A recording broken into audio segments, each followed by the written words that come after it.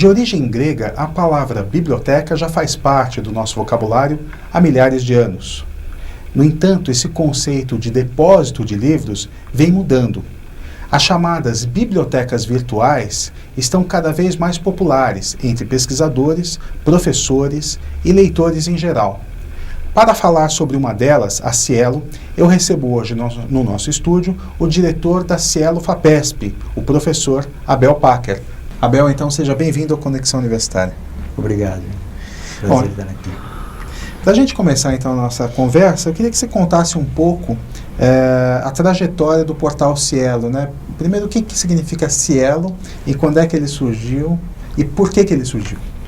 Ok, Cielo, ele significa Scientific Electronic Library Online, Biblioteca Científica Eletrônica Online, e a ideia do nome foi combinar uma série de elementos que justificam o projeto Cielo, né, o programa Cielo, o objetivo do Cielo. Ele é uma biblioteca no sentido de que ele reúne conteúdos, esses conteúdos são organizados, esses conteúdos eles passam por controle de qualidade e eles servem a um público como uma função clássica da biblioteca. Só que, obviamente, ele opera online, né, na web, e a característica principal inicial do Cielo foi fazer uso das vantagens que a internet e a web oferecem para, então, fazer um grande movimento que a gente fez na época, que foi mover a publicação de revistas científicas, de periódicos científicos do Brasil, do papel para o formato digital e para o formato online.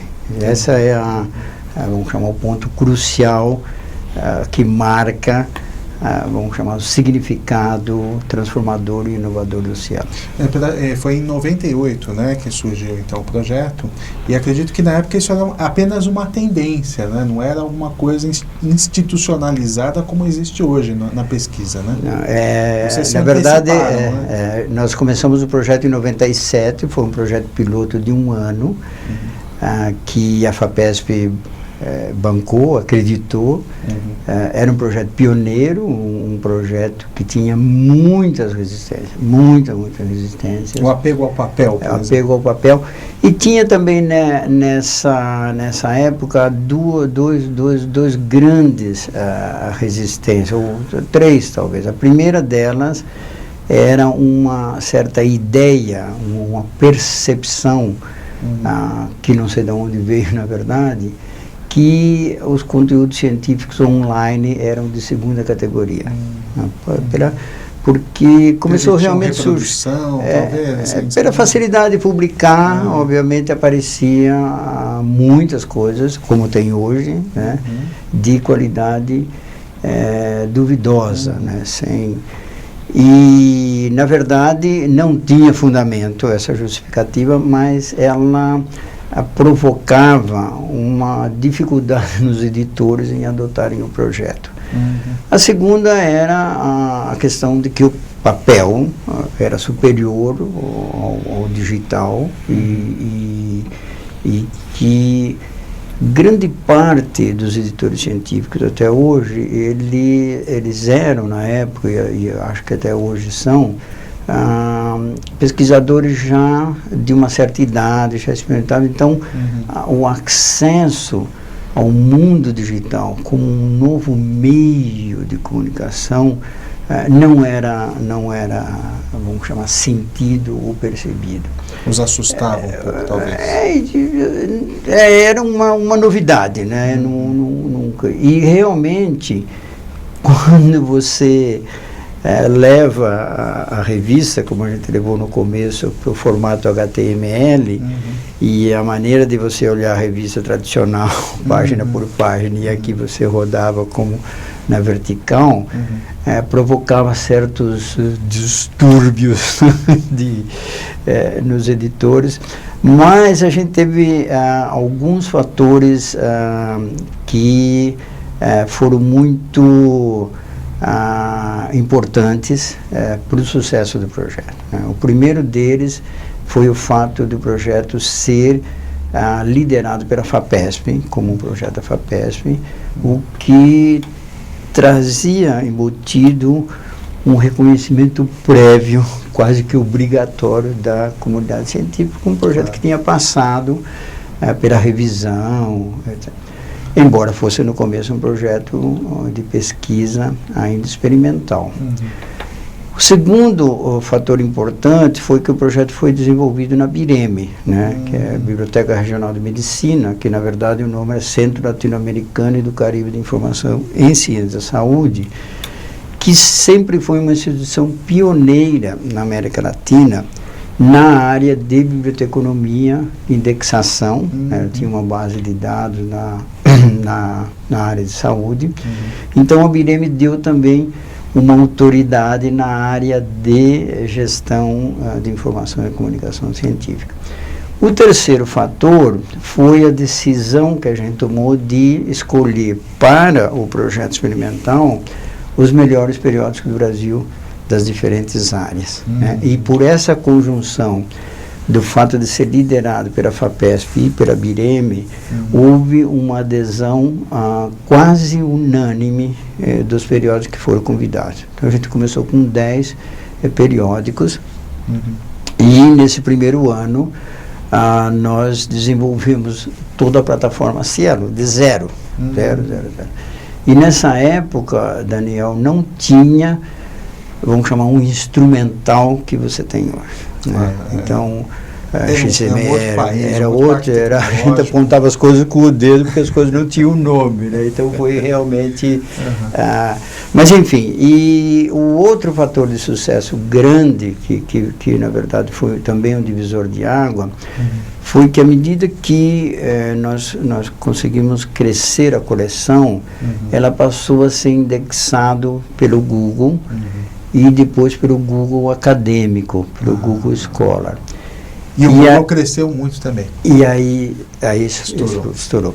E no começo, o Google tampouco não tinha mundialmente muitos conteúdos. Então, o Cielo foi um conteúdo, na época, importante em termos de quantidade e de uso. O Cielo chegou a ser um dos 5 sites mais acessados mundialmente no Google Scholar. Poxa, na época. Então, pulinho para o Google, então. Foi também, e tanto que a gente tem até hoje muito boa relação com eles, né? Muito boa relação. Que legal. E na tua, hoje, como é que está o portal? O portal conta com quantos periódicos? Bom, o portal brasileiro hoje ele conta com 280 periódicos, né, de todas as disciplinas. Nós temos um comitê científico que se reúne 4 vezes ao ano, e esse comitê científico, a responsabilidade principal dele é analisar o que a gente chama de desempenho e desenvolvimento da coleção.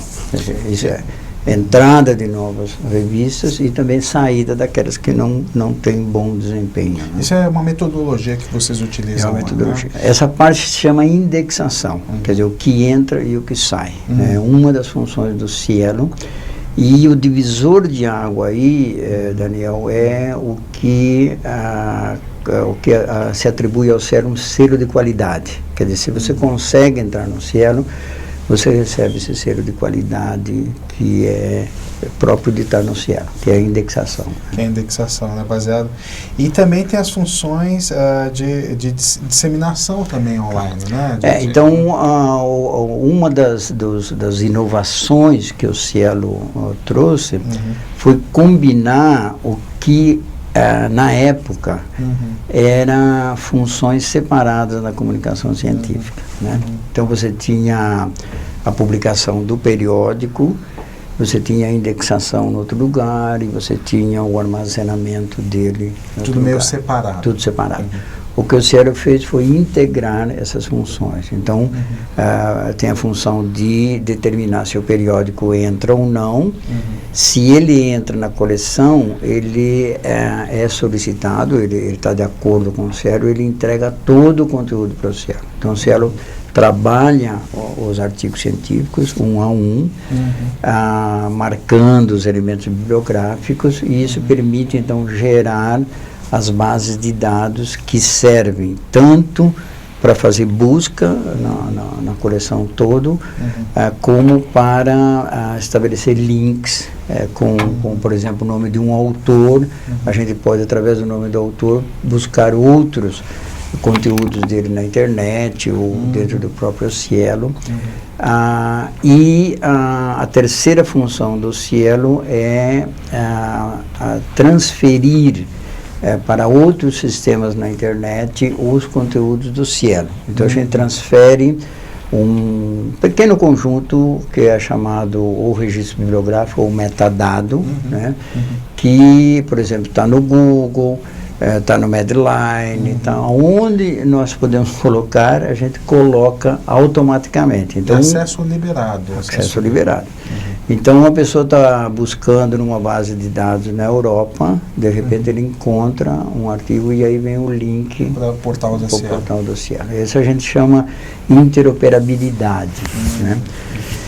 E a outra função do Cielo é medir desempenho, que foi uma das funções, um dos objetivos iniciais do projeto, né? Porque a publicação científica brasileira, ela tem características de gestão muito diferente da que é produzida lá fora pelos grandes, pelas casas editoriais, pelos grandes publishers, que na verdade visam interesse econômico, né, para publicar. E as revistas brasileiras, elas são revistas de instituições sem fins lucrativos, né, universidades, institutos de pesquisa ou sociedades, né? E a grande maioria delas vive de aportes do governo dessas instituições. E no século passado, quando houve um desenvolvimento da pesquisa e da comunicação científica, os periódicos, as revistas começaram a adquirir uma importância cada vez mais crescente, porque, na verdade, elas são um reflexo do avanço do conhecimento, serve de memória da ciência, do que é novo, etc. E houve um crescimento muito grande do número de revistas e começaram a estabelecer controle do que se produzia por meio dos chamados índices bibliográficos. Então, um dos primeiros índices foi o Medline na área de medicina, né, de biomedicina, que eram armazenados inicialmente em grandes computadores e publicados em papel. Então as bibliotecas recebiam os índices atualizados em papel, porque ainda não tinha conexão online. Né? E um desses índices que foi criado, ele foi criado numa instituição nos Estados Unidos que chamava Institute of Scientific Information. E eles começaram a registrar não somente os dados de autor, título, resumo e palavra-chave, que é o clássico de um índice bibliográfico, mas começaram a armazenar também as citações que o artigo fazia para outros artigos. Então aí ele começou a medir... Já online também? No início não era online. Tudo escrito. Tudo em papel.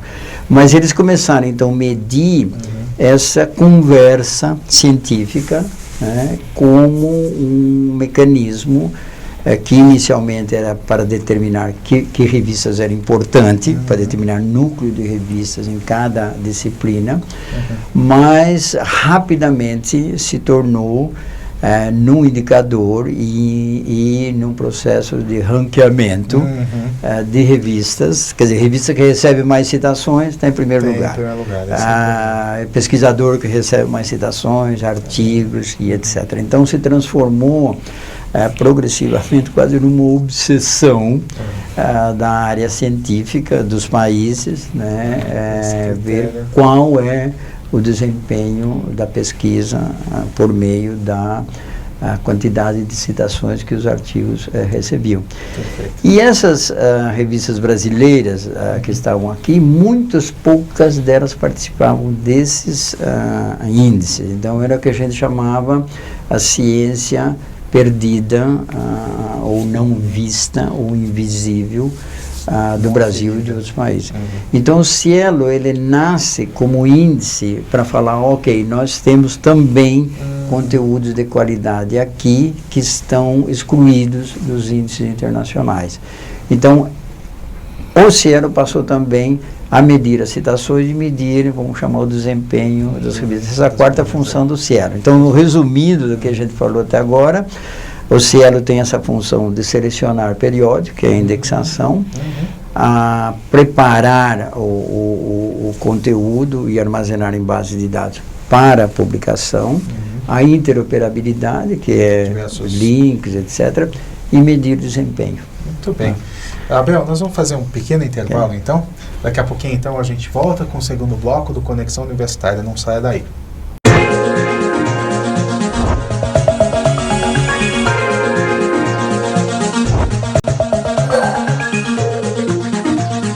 Olá, estamos de volta com o segundo bloco do Conexão Universitária e o nosso tema de hoje é o portal Cielo. Para isso, eu estou conversando com o diretor do portal, o professor Abel Parker. Professor, então, como a gente estava conversando aqui, né, diante de tantas funções do portal Cielo, né, a gente enumerou algumas delas, né, as principais, ia falar um pouco agora da questão do mercado da aplicação científica hoje e as dificuldades que os pesquisadores muitas vezes enfrentam em relação ao custo de publicação, né? Então são diversos valores são aplicados em diversos periódicos, né? E como é que o senhor vê essa questão hoje? Bom, é uma questão que surge na comunicação científica internacional com o aparecimento do chamada publicação em acesso aberto, um movimento de acesso aberto. O acesso aberto, ele tem como princípio o fato de que, ou a concepção de que o conhecimento científico é um bem comum, que deve ser um bem público. E a outra justificativa do acesso aberto é que grande parte, em todo mundo, da pesquisa é financiada com recursos públicos, né? Então os resultados também deveriam ser. Então o que acontece na publicação científica tradicional é que o autor submete o artigo, o resultado da pesquisa, né, para uma revista científica que, se aprovada, publica, e ela fazia a venda da assinatura da revista, né? E eventualmente o autor recebia algumas separatas, ou ele tinha que comprar as chamadas separatas para distribuir. Com o surgimento da internet, se tornou para todo mundo, porque é que eu não teve acesso, né? E surgiu então o que passou a se chamar movimento de acesso aberto, e que hoje se transformou, que é um movimento com um caráter, vamos chamar, um pouco político, né? um movimento e que hoje tem o seu lado modelo de negócio, né? Então o acesso aberto surge como uma opção alternativa à venda de assinaturas. Então as grandes editoras, os grandes publishers internacionais, que têm lucros extraordinários, né, com a publicação científica, eles desenvolveram uma estratégia de publicação em acesso aberto, que é chamada cobrança pelo processamento do artigo, Article Processing Charge, cobrança, o que no Brasil a gente chama taxa de publicação. Então aí os diferentes periódicos cobram diferentes taxas de publicação para publicar em acesso aberto. Então algumas instituições, alguns países, algumas agências têm políticas de obrigar ou recomendar aos pesquisadores que publiquem em acesso aberto. Né? Para publicar em acesso aberto, o pesquisador precisa, dependendo da situação, ter o dinheiro para pagar. Então, o mecanismo, vamos chamar assim, mais natural desse sistema é embutir no projeto já o valor da publicação. Esse é o modelo. Agora, tem muitos pesquisadores que não contam com projetos, ou seus projetos são muito de pouca monta o valor para você pagar, às vezes, a publicação. Enfim, é uma área polêmica. Porque isso acaba atrapalhando um pouco, né, a difusão de certas pesquisas, né? Às vezes tem pesquisas importantes que, às vezes, por causa de um valor não previsto no projeto, acabam não sendo divulgadas, né? Na verdade, nesse caso, ela continua sendo divulgada nos periódicos fechados. Né? Então, onde não existe cobrança para publicação. A questão, Daniel, é essa, vamos chamar assim, essa expectativa ou essa promoção do acesso aberto como uma necessidade para democratizar o conhecimento científico. Então, tem esse movimento que é apoiado politicamente, tanto pelos Estados Unidos quanto pela Inglaterra, de que o acesso aberto é essencial para o avanço da comunicação científica e da pesquisa. Os Estados Unidos optaram pelo movimento chamado Via Verde, que é aquela que obriga que os artigos estejam abertos depois de um ano de publicar. Então, esse período que fica fechado é chamado embargo. Então, essa via, os Estados Unidos já têm uma decisão de que as agências nacionais, nas diferentes áreas, saúde, energia, elas financiam pesquisa com o compromisso do pesquisador disponibilizar depois de um ano a pesquisa sistema aberto. A Inglaterra defende que as revistas sejam publicadas de imediato em acesso aberto, que é o modelo do Cielo. Né? Para isso, você tem que ter o pré-financiamento do pagamento. E aí é que surge o Article Processing Charge, que é o modelo inglês. Agora, de qualquer maneira, hoje tem uma discussão muito grande sobre qual modelo que vai predominar. A solução para os periódicos brasileiros, que nós estamos trabalhando e observando, é, na verdade, um mix de várias fontes, né? Contribuição do governo, através do CNPq, CAPES, FAPESP, etc., das instituições que publicam, a USP, outras universidades, e também cobrando o IPC. Né? Então, hoje tem uma... De qualquer maneira, a cobrança de taxa de publicação no Brasil vai ser praticamente, na média, um terço, um quarto do que seria a cobrança lá fora, visto que as revistas brasileiras não têm fins de lucro. Eu queria que agora o senhor falasse um pouco, então, da rede Cielo, né? Quer dizer, ela que não foi desenvolvida aqui no Brasil na década de 90, mas hoje está em diversos países, né? Como é que está hoje espalhada? Ok, então aquele modelo Cielo que eu falei inicialmente, que foi lançado em 1998, ele foi adotado naquele mesmo ano pelo Chile. E o Chile tinha um projeto de publicação eletrônica. Quando eles observaram o Cielo, eles abandonaram o projeto do Cielo e falaram, ok, vamos adotar o modelo Cielo. E nós transferimos toda a tecnologia para o Chile. No mesmo ano de lançamento do Cielo. Quer dizer, Mas leva outro nome? Não, Cielo Chile. O nome é um dos acordos que leva o mesmo nome, mesma metodologia, obviamente com adaptações nacionais. Claro. Né?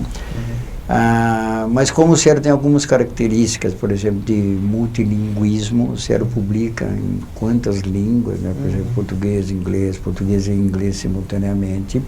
Isso foi um modelo que respondeu também às necessidades da América Latina, né? E da Espanha e de Portugal. Então o Cielo, ele tem hoje coleções nacionais de revistas em 16 países. 16 além países. da América Latina, está em Portugal e Espanha, e na África do Sul. Na África do Sul também tem. Quer dizer que é um projeto que deu certo e foi exportado aí para o mundo inteiro. É um projeto. Isso, uma tecnologia, uma pesquisa exatamente. brasileira Verdade. exportada. É verdade. E a Cielo Books? Bom, o Cielo Books, ele nasce também com objetivos similares do Cielo Periódico, do Cielo Revistas, orientado a livros, né? Só que a publicação de livros é um outro mundo, né? O livro acadêmico no Brasil, ele é publicado pelas editoras universitárias e também por editoras comerciais, né? Existe uma dificuldade na área de editoras de livros acadêmicos, a adoção do acesso aberto. É muito enraizado a concepção do que você pode recuperar os custos, de que você pode até ter lucro com um livro para justificar o do outro, etc. E, obviamente, a filosofia do Cielo é outra. A filosofia do Cielo está centrado essencialmente na disseminação, disponibilização gratuita do conteúdo. Então, o Cielo optou por conveniência, de acordo com os editores, de trabalhar tanto em acesso aberto quanto em acesso fechado, embora o Cielo não faz a comercialização. A gente faz a intermediação de colocar os livros no Google Books, no Amazon, etc. Então é um projeto, Daniel, ainda que estamos aprendendo, embora é um projeto que, com o conteúdo que tem muito sucesso, mas as funções essas do Cielo, de medir, de indexar, etc., elas estão ainda sendo, vamos chamar, avaliadas, quanto elas podem realmente ser efetivas para os livros, como foram para os periódicos, né? Perfeito. Abel, nosso tempo está encerrado, né? Eu queria agradecer muito a sua presença aqui no Conexão Universitária, esclarecendo aí as questões aí do Portal Cielo, uma tecnologia então brasileira exportada aí para diversos países. E muito obrigado pela sua presença. Obrigado, né? Foi um prazer muito grande.